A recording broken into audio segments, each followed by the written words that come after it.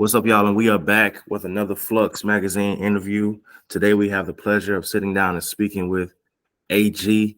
Man, you were the first person to reach out when I made the post and things. I'm like, I got to get this call in. I got to get this call in. So, can you tell me a little bit about yourself? Where you from? What all you do? Like, just to begin right there. That's a bit. So basically, I'm a music producer, saxophonist, composer. I've been making music basically my entire life. Probably since I was a little kid. Um, and it just kind of like I started out just I didn't take music that seriously. I would say like around middle school, but it wasn't until like high school maybe that someone introduced me to like FL Studio. And it's crazy. Back then, all we did was cracks. We would get the cracks of it, everything, like no one was buying anything. You know what I'm saying? Swear. So he put the crack on one of my computers, and I was just blown away, like just how all the sounds you could put. And he put a whole bunch of sounds, like massive, all that stuff. I'm not gonna get into all the jargon of music production. You know what I'm saying? But yeah, I started with that, and then also in middle school. I started playing saxophone. I'm classically trained to saxophone as well as I'm a jazz saxophonist. So, like basically, I was in jazz band and I was performing in front of people like when I was like 15, 16 years old. That's crazy. Yeah. I've even performed on a cruise ship. Huh. How did that come about?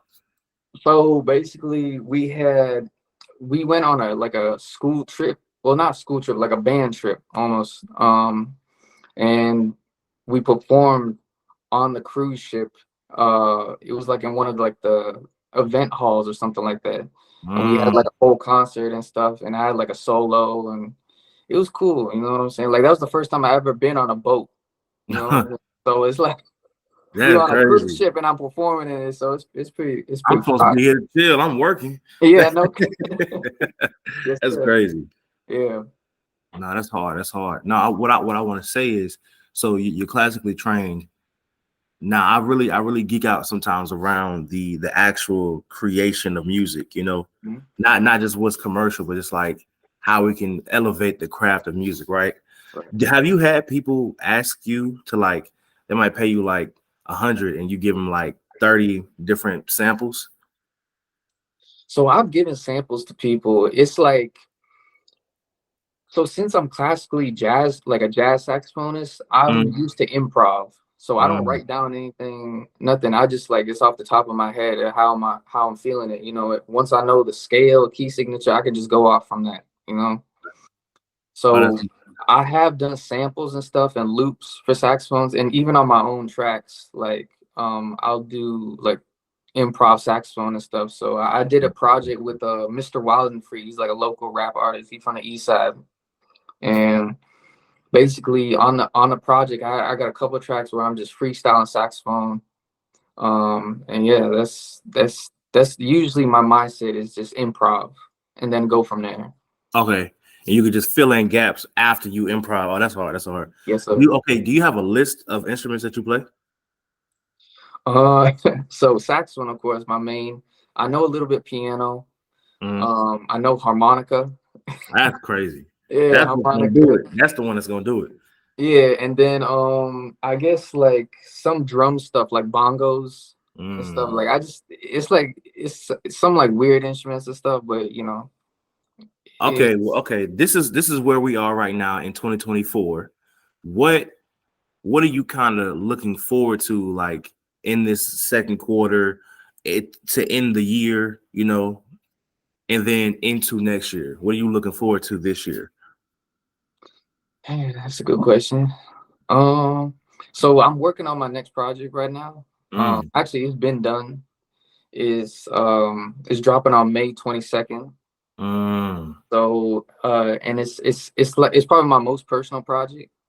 And it deals with kind of like some personal stuff, right? But at the same time, it's my most mainstream project. So I'm producing on it and stuff. I don't have any saxophone on this project because I wanted like there's a certain sound I was chasing. well, not chasing, just I was feeling on the inside, like I was like, okay, I got saxophone to put fit, this out. Yeah. yeah, it doesn't fit the mold I was going with. So I would say that the project I'm excited about. And then as well, you know, I'm with this organization called INSEC, National Collegiate Entertainers Group. Mhm. I'm one of the founders of the first chapter, which is a PEG, or the GSU chapter. Okay, yeah. So I went to Georgia State, so I know PG. oh yeah, no, yeah, no, our network is big, bro. It's It huge. doesn't surprise me that we, you know. Crazy. But me and Prez, like, we go way back. I've known him for years, and so that's basically my family. And we got some dope stuff like in the pipeline right now that I honestly can't speak on, but it's coming. So Hey, when it's time to speak on it, you got to come back, and then you oh can yeah, speak on it. All right, that's cool. Do that. No, okay. That sounds like I kind of want to go and I want to talk details of your project. yes, sir. You said that it was the most personal, but also the most mainstream, and you said it was a sound that Yeah. you were trying to get. Can you give me a description, right, in your own words, of what that sound feels like? What does it feel like? Like, is it like an era of music? Is it like a genre of music in this era? Is it like, Yeah. So I could probably describe it in 3 words, or no, 2 words actually. Cinematic trap. cinematic So, trap? cinematic trap. So Okay. when I was making this project, I can tell you influences, and so I got 3 influences for the project. One is the Clips, the rap duo, Pusha T and Malice. Others Bankroll Fresh, Long Live Fresh. The third influence is gonna be kind of out of left field. It was William Shakespeare. Okay. Why? Why? Because I know how stuff be connecting, but tell me your connection. So it's like when I was doing research for the project. So usually when I create projects, I go into history. My last project was based off a lot of like Egyptian mythology. I had like an obsession with mythology, and I was like, I wanted to pull from this project. I pulled from Shakespeare because of like how he constructs his plays. So he has a thing called like Shakespearean tragedy, right? And so it's like a 3-act structure, and the project has a 3-act structure. You know what I'm saying? And I kind of went old school with that because I've always been, like Shakespeare is like, you could call him like the first rapper. You know what I'm saying? Like the way he put together words and stuff. Like he was a rapper. Like if we do the traditional definition of a rapper, Shakespeare is a rapper. You know what I'm saying? And so I just like how he structures his plays and stuff. And so that was the influence for it. So you got the sounds from the vibe from Bankroll Fresh, and you got the structure of story from how Shakespeare tells stories. Yeah. No, that makes a lot of sense. I like that a lot. I write and produce musical theater. Okay. So hearing that from, that's why I wanted to ask, like, why is that? You know what I'm saying? Because I'm like, I can see it, because there's no way that I can write an entire musical with just one style of song. The story won't move. It's impossible. So I'm really excited to hear about this project. Where are you? You're in Georgia now? Yeah, I was born and raised in Atlanta. Okay. So yeah, you're definitely gonna have to do one of our performances. I have a platform called Something Powerful. When even before that comes out, so that we can have it edited, so that when it drops, when music drops, this can drop. Now, are you producing audio on this album, or are you rapping on this album as well? No, so people always tell me like, so people try to get me to rap, but rapping is not, it's not interesting to me, and it's not bad. It's not because it's bad. Like it's because it takes me so long to write a verse. But producing, like it comes to me like that. You know what I'm saying? It's way more fun to me than rap. That makes sense. But I love the art of rap. Like I love the poetry behind it, like the technical preference behind it. You know what I'm saying? Yeah. But me personally, I'm no rapper. Now I understand what you're saying, because for me, for my first musical, I had to make all the music. Yes, sir. Like I was already the only reason I wrote the script was because I had a song, and this song I just couldn't. I felt like I couldn't write it, so I went to what would happen after this song, and when I developed that entire song, I built the story around that, and I was like, well, I feel like people's attention span is a little short, so the only way that they're gonna listen to this is if it's a nice story attached to it, which is why I started doing musical theater in the first place. Right. But it's like I love the writing, just the words.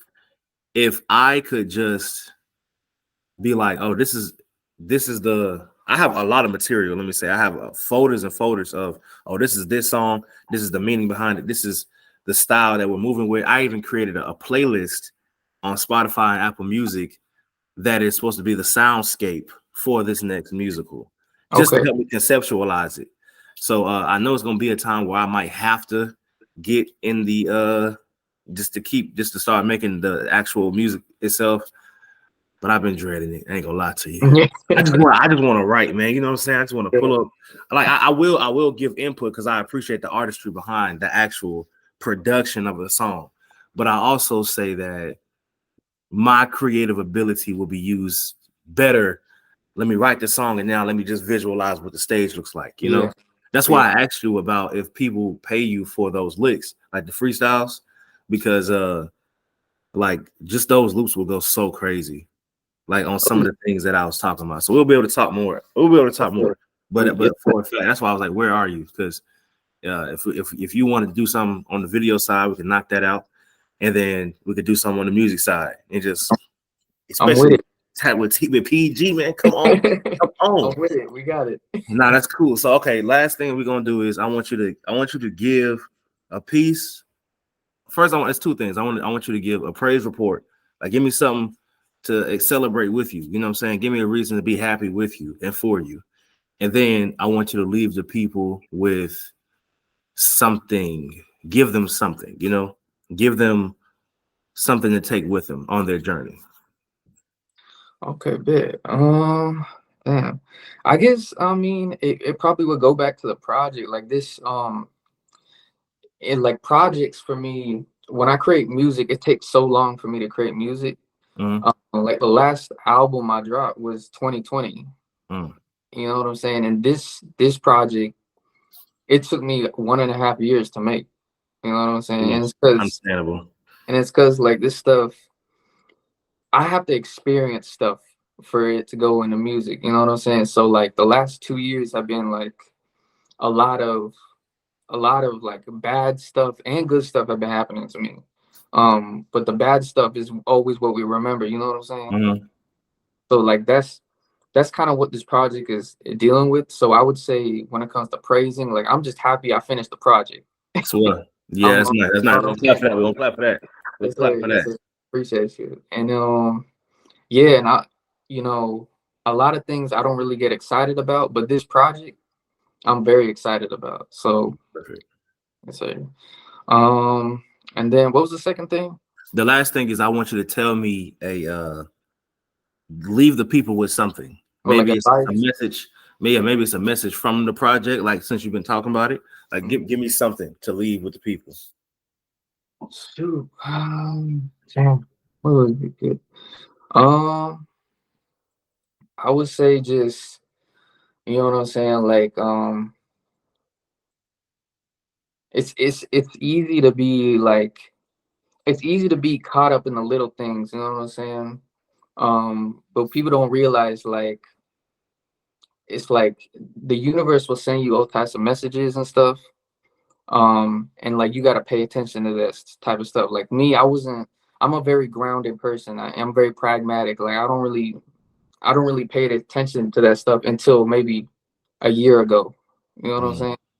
And so once I started realizing like, oh, like, I didn't change. I just became who I was supposed to be.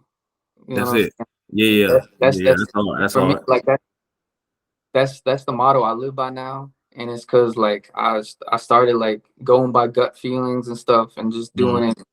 You know what I'm saying? If it felt right, I did that. So Yeah. I would say encompassing, you know, that type of stuff. No, that's perfect. That's actually nice. So you don't necessarily have to change, just become who you are meant to be. Yes, sir. And more so, that sounds to me just like being. Just Yes, be. It's like how I'm gonna become something I already am. You know what I'm saying? mm-hmm. That's hard. That's hard. Really appreciate it. Now I appreciate you, AG, for your time. Good. Oh man, this was a great conversation, and I definitely look forward to doing work with you in the future. Before you go, just tell everybody where they can follow you at socials. If you got Spotify, Apple Music, just drop that right now. I got you. So my producer, my artist name is AGDYNASTY. That's all one word. I'm on all streaming platforms. My IG is AGDYNASTY. My Twitter is AGDYNASTY ATL. And then I also do have a website. It's www.agdynasty.com. And I also got clothing and stuff. So I got a lot of different ventures, you know what I'm saying? But I would say start at www.agdynasty.com. You can find everything there. Well, that's perfect. Yes, Y'all sir. heard it here. This is Darius Thomas with Flux Magazine, and we out. Peace. Yes.